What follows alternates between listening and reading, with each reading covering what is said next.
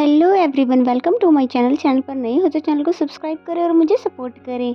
तो ये इस ड्रामा का हिंदी एक्सप्लेनेशन का एपिसोड 7 है। तो एपिसोड की शुरुआत में हम देखते हैं कि वी और चैनल ने एक दूसरे को चैलेंज किया था। फिर उसके बाद हम देखते हैं कि ये मिरिन और वी एक जगह पर आए जहां इन्हें फेमस इन्वेस्टर विग्नोई को ढूंढना है, बिकॉज उन्हें आज तक किसी ने भी नहीं देखा और किसी से भी वो मिलते ही नहीं, बस नेचर के ज्यादा क्लोज रहते हैं, इसलिए इन दोनों को उन्हें ढूंढना पड़ रहा है।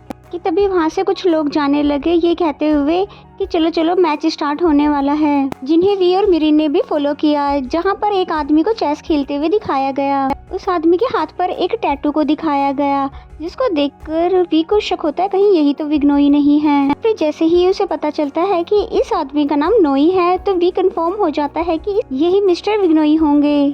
इसलिए सभी लोगों के जाने के बाद वो उनके साथ मैच खेलने के लिए बैठ गया, पर उन्होंने वी को देखते ही साफ मना कर दिया, ये कहते हुए कि मुझे पता है कि तुम यहाँ पर क्यों आए हो और मुझे तुमसे कोई भी बात नहीं करनी है। तो ये सुनकर वी बिल्कुल हैरान हो गया और फिर उसने बहुत ही ज्यादा मिन्नतें की उन अंकल की, प्लीज एक बार मेरी बात तो सुन लो, लेकिन वो उनकी बात को सुनते ही नहीं। और फिर वी ने उनको फॉलो करना शुरू कर दिया ताकि वो उनसे इम्प्रेस हो जाए और उनकी बात सुन ले, यानी वो सभी चीज किया जो वो कर रहे थे। दूसरी तरफ तानिया जो कि कार में थी, तभी उसके पास चैनोन की कॉल आई उससे मिलने के लिए, जिससे वो बोलती है कि ठीक है मैं तुमसे थोड़ी देर बाद मिलती हूँ। और फिर कार स्टॉप करके अपने सर्वेंट से बोलने लगी, डैड से कह दो कि मैंने इस वाले कार को चेक कर लिया है, जो कि मुझे पहले वाले कार से बहुत ही ज्यादा बेटर लगी है, तो वो इसे बाय कर सकते हैं। एंड देन वो चैनोन से मिलने आई एक रेस्टोरेंट में, जहाँ पर चैनोन उसे रिक्वेस्ट करता है कि प्लीज तुम मेरी इन्वेस्टर बन जाओ, जिस पर तानिया ने रिप्लाई दिया कि तुम्हें पता तो है ना मेरे पास कितने सारे पैसे हैं जिसे मैं सही से खर्च भी नहीं कर पाती, इसलिए मुझे और पैसे कमाने की क्या जरूरत है और मैं इतने पैसे कमाने के लिए मेहनत क्यों करूं। जिस पर चैनोन समझाता है कि देखो ये एक गोल्डन चांस है वी के क्लोज जाने का, क्योंकि तुम उसको पसंद जो करती हो, इसी बहाने तुम कंपनी में रोज आना जाना कर सकती हो।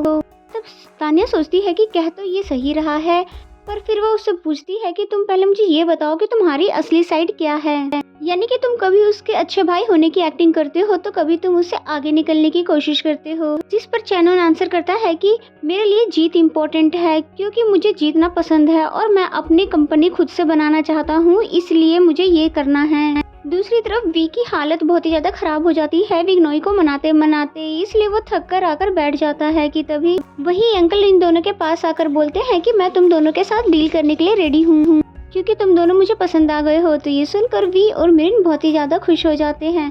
तो वो अंकल कहने लग जाते हैं कि चलो जल्दी से पेपर निकालो, वो इंश्योरेंस पेपर की बात कर रहे होते हैं। तो उनकी बातें सुनकर वी बिल्कुल हैरान हो गया। तब मिरिन समझाती है कि अंकल हम वो नहीं है जो आप समझ रहे हो, जिस पर वो अंकल गुस्सा हो जाते हैं और कहते हैं आप ज्यादा ड्रामा मत करो, क्योंकि मैं हर किसी को यस नहीं बोलता। तो फिर वी को उन पे शक होता है। तो जब वी ने उनका फुल नाम पूछा कि आपका नाम मिस्टर विग्नोई नहीं है, मास्टर ऑफ इन्वेस्टर, तब वो अंकल बोलते हैं नहीं, बल्कि नोई तो मेरा सिर्फ निकनेम है। तो ये सुनकर बेचारे वी का तो दिमाग ही घूम जाता है, क्योंकि वो एक गलत पर्सन को विग्नोई समझकर इतनी ज्यादा मेहनत कर रहा था। फिर नेक्स्ट सीन में दिखाते हैं कि कार में बैठकर वी सोच रहा था, वहीं मिरिन बाहर कॉल पर विग्नोई के बारे में पता लगवा रही थी कि तभी वी को अपने ग्रैंडफादर की बात याद आई कि कैसे एक पार्टी में उन्होंने मिस्टर विग्नोई से मिलवाया था और कहा था कि ये बहुत ही बड़े इन्वेस्टर है, इसलिए इन फ्यूचर तुम इसके साथ हमेशा रहना और इनसे अच्छे रिलेशन रखना। लेकिन वी फेस ब्लाइंडनेस की वजह से उनको देख नहीं पाता और फिर कहता है कि मुझे कुछ भी नहीं दिख रहा है और वहाँ से चला जाता है।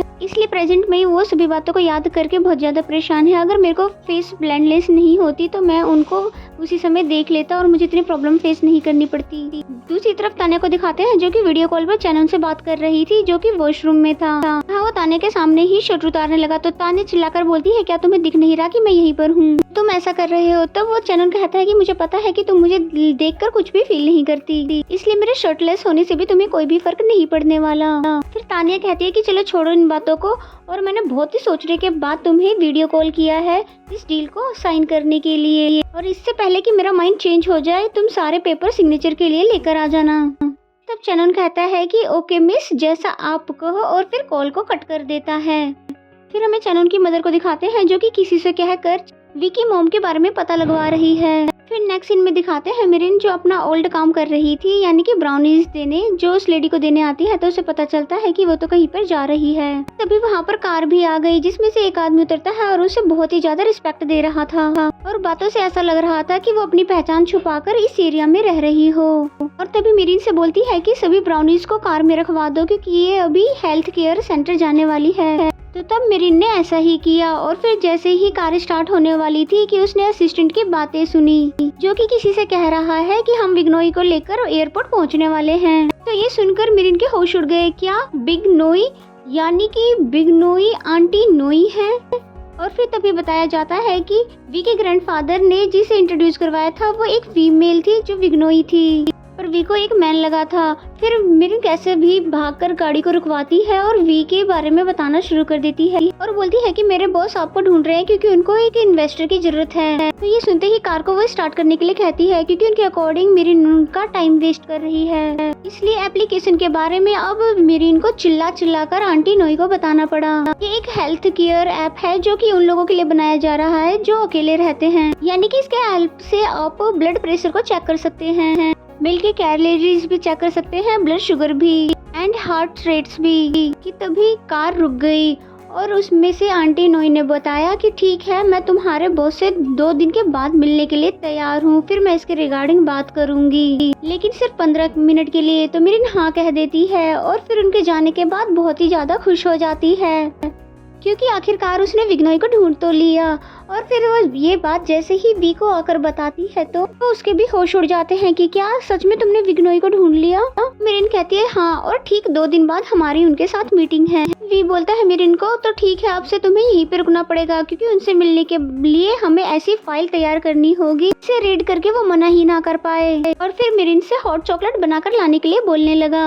मिरिन हॉट चॉकलेट बनाने आ गई और खुद से बातें कर ही रही थी कि फाइनली मैंने वी के लिए बिगनोई को ढूंढ लिया, तो अब वो मुझे डांटेगा भी नहीं और मुझे जॉब से भी नहीं निकालेगा। तब इन सभी बातों को चैनून भी छुपकर सुन लेता है और फिर बोलने लगा कि सच में बिगनोई नाम का बंदा कोई एग्जिस्ट भी करता है।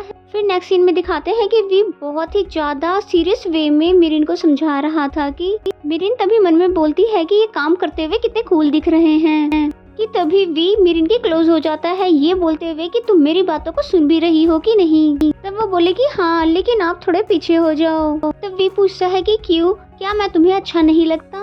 तब वो बोलती है कि ऐसा नहीं है, यानी कि आपके इतने ज्यादा क्लोज आने की वजह से मैं ब्लश करने लगी हूँ। तब वी को तो उसका फेस दिख नहीं रहा था, लेकिन वो उसको टच करके ये पता लगा रहा था कि ये सच बोल भी रही है कि नहीं। और फिर उसने फील किया कि उसकी चिक्स वाकई वार्म हो रही है, यानी कि ये सच बोल रही है। अब क्योंकि मिरिन बहुत ही ज्यादा अनकंफर्टेबल हो गई थी वी की ये सब करने की वजह से, इसलिए तभी वहाँ से उठकर चली गई। और फिर दूसरी तरफ चैनोन ने अपनी मदर को भी बिगनोई के बारे में बताया जिसे वी ढूंढ रहा है और इन्वेस्टर।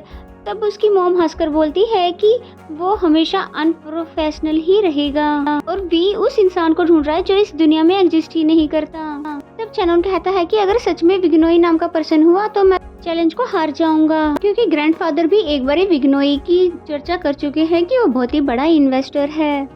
तब उसकी मॉम कहती है नहीं, ग्रैंडपा मजाक कर रहे होंगे, क्योंकि अगर ऐसा कोई पर्सन होता उसका रिसेंट इन्वेस्टर तो न्यूज में होती ही। तो ये सुनकर चैनोन अपनी मॉम की बातों पर यकीन करने लगता है कि हाँ, सच में बिगनोई नाम का कोई भी इन्वेस्टर नहीं है और सिर्फ तानिया की ही फैमिली बहुत ही बड़े इन्वेस्टर है। उसके बाद हमें नेक्स्ट सीन में दिखाते हैं कि मिरिन काम करते करते वहीं पर सो गई थी। तब वी कहता है कि काश मैं तुम्हारे स्माइल को देख पाता, और फिर तभी यहाँ से चला जाता है। पर मिरिन को उसकी बात का मतलब समझ नहीं आया, क्योंकि मिरिन को अभी तक नहीं पता कि वी को फेस ब्लाइंडनेस है। और फिर फाइनली वो दिन आ गया जिस दिन उनको मिस नोई से मिलना है। जब मिरिन वी का इंतजार कर ही रही थी कि तभी वहाँ पर चैनोन आ जाता है और मिरिन से बातें पूछने की कोशिश करने लगता है। कर ही रही थी कि तभी वहाँ पर वी भी आ गया, जिससे पहले तो गुस्सा आया इन दोनों को साथ में देख के। इसलिए सबसे पहले तो आके मिरिन को कहता है कि तुम जाके कार में बैठो, और फिर अपने कजन चैनोन से पूछने लगा कि क्या मैंने कभी तुम्हारे काम में टांग अड़ाई है, और ना ही मैंने कभी तुम्हारे सेक्रेटरी से पूछा है कि तुम क्या कर रहे हो, किससे मिल रहे हो या किस काम को कर रहे हो। जिस पर चैनन कहता है कि मैं तो बस ये जानना चाहता था कि तुम जिस पर्सन को ढूंढ रहे हो वो रियल में है भी कि नहीं। तब भी चैनन को अपने काम से मतलब रखने के लिए बोलता है और फिर तभी वहाँ गुस्से से चले जाता है और फिर कार में भी जाकर गुस्से में ही बैठता है क्योंकि वो नहीं चाहता कि चैनन को उसके प्लान के बारे में पता चले। लेकिन लाख छुपाने के बाद भी पोल खुल ही गई। मेरी नेक स्पेन करने की कोशिश करती है कि मैं ऐसा नहीं करना चाहती थी। तब गुस्से में भी बोलता है कि तुम्हें मेरी कजिन से बात करनी है तो करो, क्लोजनेस बढ़ानी है तो बढ़ाओ, दोस्ती बढ़ानी है तो बढ़ाओ, पर मेरी कोई भी बात उसे बताने की जरूरत ही नहीं है। और पूरे रास्ते ऐसे ही गुस्से में गया। फिर फाइनली उस जगह पर पहुंच गए जहां पर उन दोनों को, तो तब वो रुक जाती है पर वी को उनका फेस नजर नहीं आ रहा था, इसलिए उन्हें समझ ही नहीं आ रहा था कि वो क्या बोले, क्योंकि वो देख ही नहीं पा रहा था कि विग्नोई अभी किस मूड में है। इसलिए विग्नोई ने चिल्ला कर कहा कि मैं सुन रही हूँ, इसलिए जल्दी से बोलो।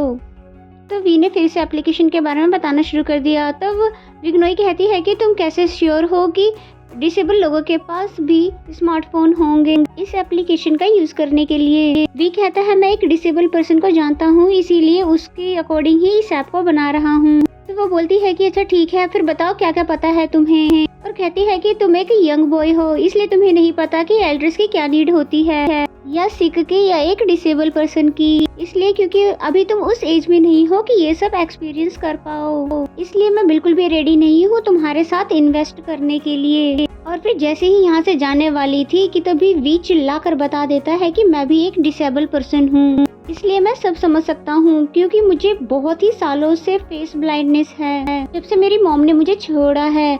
तो ये सुनकर आंट रुक गई और मिरिन उसे हैरानी से देखने लगी क्योंकि उसे इस बात का बिल्कुल भी आइडिया नहीं था। इसी के साथ ये एपिसोड भी यहीं पे खत्म हो जाता है। तो मेरा एक्सप्लेनेशन अगर अच्छा लगे तो वीडियो को लाइक करें।